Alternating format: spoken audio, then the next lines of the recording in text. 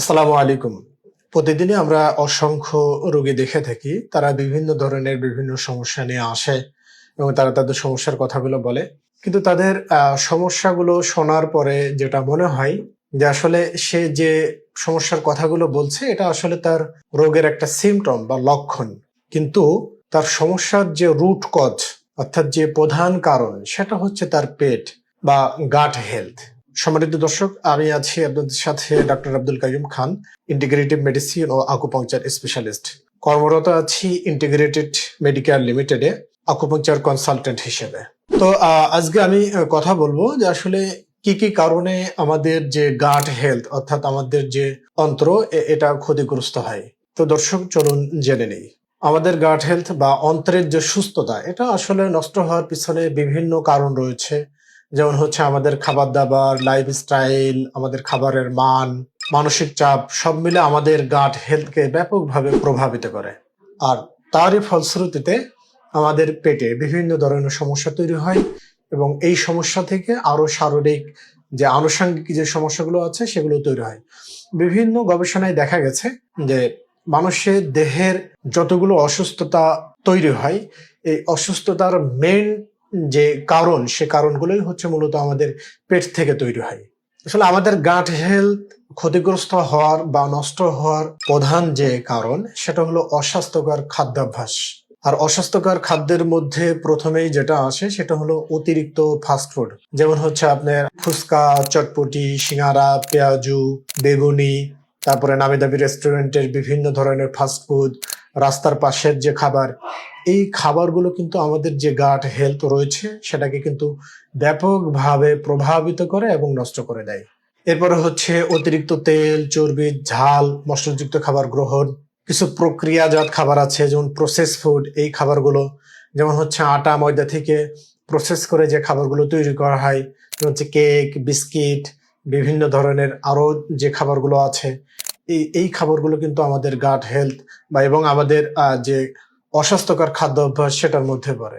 অস্বাস্থ্যকর খাদ্যের মধ্যে আরেকটা বিষয় হলো যে অতিরিক্ত চিনি বা রিফাইন্ড যে কার্ব গুলো আছে সেগুলো, এইগুলো খাওয়ার ফলে আমাদের পেটের যে ভালো ব্যাকটেরিয়া গুলো আছে এই ব্যাকটেরিয়া গুলো আস্তে আস্তে মারা যায়, কমে যায় এবং খারাপ যে ব্যাকটেরিয়া গুলো আছে এগুলো আমাদের পেটের মধ্যে অনেকাংশে বেড়ে যায়। এরপরে আমাদের গাট হেলথ ক্ষতিগ্রস্ত হওয়ার দ্বিতীয় যে কারণ সেটা হলো যে পর্যাপ্ত পরিমাণ পানি পান না করা। আমরা যখন পর্যাপ্ত পরিমাণ পানি পান না করি তখন আমাদের পেটের মধ্যে যেটা হয় সেটা হচ্ছে যে আমাদের পেটটা শুষ্ক হয়ে যায়, ফলে কনস্টিপেশন সহ বিভিন্ন ধরনের পেটের যে সমস্যা সেগুলো তৈরি হয়। অর্থাৎ যখন আমাদের পায়খানাটা শক্ত হয়ে যায়, কনস্টিপেশন হয়, তখন আমাদের গাট স্বাভাবিক যে কাজকর্ম রয়েছে সেই কাজগুলো স্বাভাবিকভাবে আর করতে পারে না। আমাদের গাট হেলথ নষ্ট হওয়ার তৃতীয় নাম্বার যে কারণ সেটা হলো অতিরিক্ত অ্যান্টিবায়োটিকের ব্যবহার। অতিরিক্ত অ্যান্টিবায়োটিক ব্যবহার করার ফলে যেটা হয় সেটা হলো যে আমাদের পেটের যে ভালো ব্যাকটেরিয়া গুলো আছে এই ভালো ব্যাকটেরিয়া গুলো ধ্বংস হয়ে যায়। গাটের যে স্বাভাবিক মাইক্রোবায়োম সেটি নষ্ট হয়ে যায় এবং দীর্ঘমেয়াদে হজমের সমস্যা তৈরি হয় এবং আমাদের যে রোগ প্রতিরোধ ক্ষমতা রয়েছে সেটা ব্যাপকভাবে বাধাগ্রস্ত হয়। আমাদের গাট হেলথ নষ্ট হওয়ার চতুর্থ নাম্বার যে কারণ সেটা হলো যে মানসিক উদ্বেগ বা স্ট্রেস। বিভিন্ন ধরনের মানসিক টেনশন, দুশ্চিন্তা, অস্থিরতা, এইগুলোর কারণে আমাদের বডিতে যে কর্টিসল লেভেল রয়েছে সেই কর্টিসল লেভেলটা বেড়ে যায়। আর কর্টিসল লেভেল যখন বেড়ে যায় তখন কর্টিসল লেভেল সরাসরি আমাদের গাটের যে মোবিলিটি, নড়াচড়া, মুভমেন্ট সেটাকে অনেকাংশে কমিয়ে দেয়। আর যখন আমাদের গাটের যে মুভমেন্ট, মোবিলিটি এটা যখন কমে যায় তখন আমাদের গাটে বিভিন্ন ধরনের ইনফ্লামেশন দেখা দেয়। অর্থাৎ সহজ কথায় যদি আমরা বলি তাহলে অতিরিক্ত স্ট্রেস ইকুয়াল আমাদের যে গাট ব্রেন এক্সিস সেটা হচ্ছে ড্যামেজ হয়ে যাওয়া, ব্রেকডাউন হওয়া বা ধ্বংস হয়ে যাওয়া। আমাদের গাট হেলথ ক্ষতিগ্রস্ত হওয়ার পঞ্চম যে কারণ সেটা হলো পর্যাপ্ত পরিমাণ ঘুম না হওয়া। রাতে কম ঘুমানোর ফলে আমাদের বডিতে যেটা হয় সেটা হলো যে আমাদের বডিতে প্রয়োজনীয় যে হরমোনগুলো রয়েছে, অর্থাৎ যে হরমোনগুলো আমাদেরকে সুস্থ রাখে, আমাদেরকে স্বাভাবিক জীবনযাপনে উদ্দীপনা তৈরি করে, সেই হজমের যে ব্যালেন্স রয়েছে সেই ব্যালেন্স বা ভারসাম্যটা নষ্ট হয়ে যায়। আর এই ব্যালেন্স বা ভারসাম্য নষ্ট হওয়ার ফলে আমাদের পেটের যে গাট হেলথ রয়েছে সেটি স্বাভাবিক কার্যক্রম করতে পারে না, ফলে আমাদের পেটের মধ্যে ইনফ্লামেশন তৈরি হয়।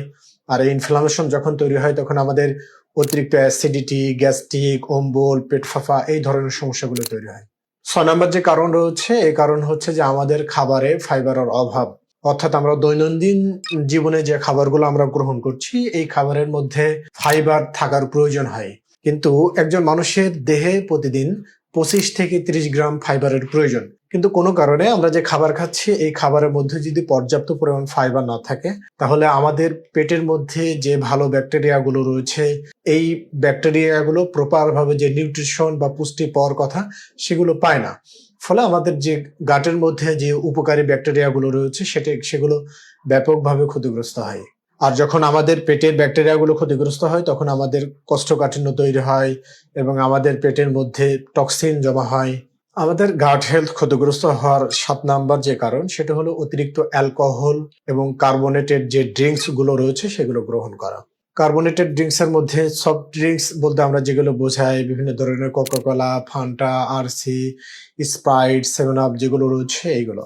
তো এগুলো যখন খাওয়া হয়, তখন হচ্ছে আমাদের গাটের যে লাইনিং রয়েছে, সেই লাইনিং গুলো ব্যাপকভাবে ক্ষতিগ্রস্ত হয়। আর যখন আমাদের গাটের লাইনিং গুলো ক্ষতিগ্রস্ত হয়, তখন আমাদের অ্যাসিডিটি বেড়ে যায়, ইনফ্লামেশন তৈরি হয়। এবং 8 নাম্বার কারণ হলো যে আমাদের পর্যাপ্ত পরিমাণ যে শারীরিক শ্রম, সেটার অভাব। আমরা যখন বিভিন্ন ধরনের এক্সারসাইজ করি, হাঁটাচলা করি, আমাদের বডিকে মুভমেন্ট করি, তখন আমাদের দেহের সাথে আমাদের গাটের যে মুভমেন্ট, সেটাও কিন্তু হয়। আর যখন আমাদের গাটের মুভমেন্ট হয়, গাটের মুভমেন্ট ভালো থাকে, তখন আমাদের খাবারগুলো প্রপার ভাবে হজম হয় এবং এইগুলো হজম হওয়া থেকে শুরু করে আমাদের যে টয়লেট হওয়া পর্যন্ত যে টোটাল যে প্রসেস, সে প্রসেসগুলো ভালোভাবে হয়। কিন্তু যখন আমরা অলসতা করি বা আমাদের এক্সারসাইজ না করি, তখন কিন্তু আমাদের গাটের যে মুভমেন্ট, সেই মুভমেন্ট গুলো কমে যায়। আমাদের গাট হেলথ ক্ষতিগ্রস্ত হওয়ার 9 নাম্বার যে কারণ, সেটা হলো যে ইনফেকশন বা খাবার দূষণ। বিভিন্ন ধরনের জীবাণু আছে, যেমন হচ্ছে স্যালমোনেলা টাইফি, এইচ পাইলোরি, এরপর প্যারাসাইটিক, যেমন হচ্ছে কৃমির আক্রমণ, গাটের মধ্যে কৃমি বেড়ে যাওয়া। এই ইনফেকশন গুলো যখন আমাদের গাটে হয়, তখন আমাদের গাটকে দুর্বল করে দেয়। 10 নম্বর যে কারণ, সেটা হলো যে অতিরিক্ত লবণ, কৃত্রিম সুইটনার এবং রং ফ্লেভার। আপনারা জানেন যে বাংলাদেশের প্রত্যেকটি খাবারের মধ্যেই কোনো না কোনো ভাবে ভেজাল মেশানো হয়। এর মধ্যে রয়েছে আর্টিফিশিয়াল বা কৃত্রিম রং, গন্ধ, স্বাদ। এই কৃত্রিম রং, গন্ধ, স্বাদ যুক্ত মিষ্টিযুক্ত খাবার যখন আমরা গ্রহণ করি, তখন আমাদের গাটের যে নর্মাল প্রবাহ, সেটাকে নষ্ট করে আমাদের গাট হেলথের উপরে দীর্ঘমেয়াদী বিরূপ একটা প্রভাব ফেলে। এবং আমাদের গাট হেলথ ক্ষতিগ্রস্ত হওয়ার সর্বশেষ যে কারণ, সেটা হলো যে অতিরিক্ত গ্যাস্ট্রিকের ওষুধ ব্যবহার। আমাদের পেটের মধ্যে বিভিন্ন সমস্যা তৈরি হলেই আমরা এই সমস্যাকে দূর করার জন্য আমরা ডক্টরের কাছে যাই এবং আমরা মুরগির মতো গ্যাস্ট্রিকের ওষুধ আমরা সেবন করি। সেটা কখনো ডক্টরের পরামর্শে অথবা ডাক্তারের পরামর্শ ছাড়াই। বাংলাদেশে এরকম মানুষ খুব কমই পাওয়া যাবে যারা প্রতিদিন কোনো না কোনো ভাবে গ্যাস্ট্রিকের ওষুধ খান না। কিন্তু আমরা এটা জানি না যে বিভিন্ন ধরনের গ্যাস্ট্রিকের ওষুধ, যেমন অমিপ্রাজল, ইসোমিপ্রাজল, প্যান্টোপ্রাজল, ডেক্সল্যান্সোপ্রাজল, ভোনোপ্রাজল, এই ওষুধগুলো আমাদের গাটের যে স্বাভাবিক HCl অর্থাৎ গ্যাস্ট্রিক যে জুস আমাদের খাবারগুলোকে হজম করার জন্য দেয়, এই গ্যাস্ট্রিক জুস অর্থাৎ HCl কে ব্যাপকভাবে কমিয়ে দেয়। আর যখন আমাদের গ্যাস্ট্রিক জুস কমে যায়, তখন কিন্তু আমাদের দীর্ঘমেয়াদী আমাদের গাটের বিভিন্ন ধরনের সমস্যা তৈরি হতে পারে। তো সম্মানিত দর্শক, আপনারা এই ভিডিওতে জানলেন যে আসলে কিভাবে আমাদের যে অন্তরের সুস্থতা অর্থাৎ গাট হেলথ ক্ষতিগ্রস্ত হয়। আগামী ভিডিওতে আমরা বলবো যে কিভাবে আপনি প্রাকৃতিক উপায়ে আপনার অন্তরের সুস্থতা অর্থাৎ গাট হেলথকে ভালো করতে পারবেন এবং আমাদের পেটের মধ্যে যে মাইক্রোবায়োম আছে, সেটাকে প্রপার ভাবে পরিচালিত করতে পারবেন, সে বিষয়ে কথা বলবো। তো আজকের মতো এখানেই বিদায় নিচ্ছি। পরবর্তী ভিডিওতে আবার কথা হবে। তো দর্শক, আপনাদের কাছে সর্বশেষ একটা অনুরোধ থাকবে, সেটা হলো যে আমরা এই ভিডিওগুলো মূলত আপনাদের জন্যই আমরা তৈরি করে থাকি, যাতে আপনারা এই ভিডিওগুলো বেশি বেশি করে দেখেন এবং স্বাস্থ্য সচেতন হন এবং আপনি, আপনার পরিবার, আপনার আত্মীয় স্বজন সবাই যেন সুস্থভাবে সঠিক এবং সুন্দর জীবনযাপন করতে পারে, সেজন্য মূলত ভিডিওগুলো করা হয়। তাই এই ভিডিওগুলো আপনারা যেখান থেকে দেখছেন, ফেসবুক, ইনস্টাগ্রাম, ইউটিউব, ভিডিওগুলোকে আপনারা লাইক করবেন, শেয়ার করবেন, চ্যানেলগুলো সাবস্ক্রাইব করবেন। সবাই ভালো থাকবেন। আল্লাহ হাফেজ।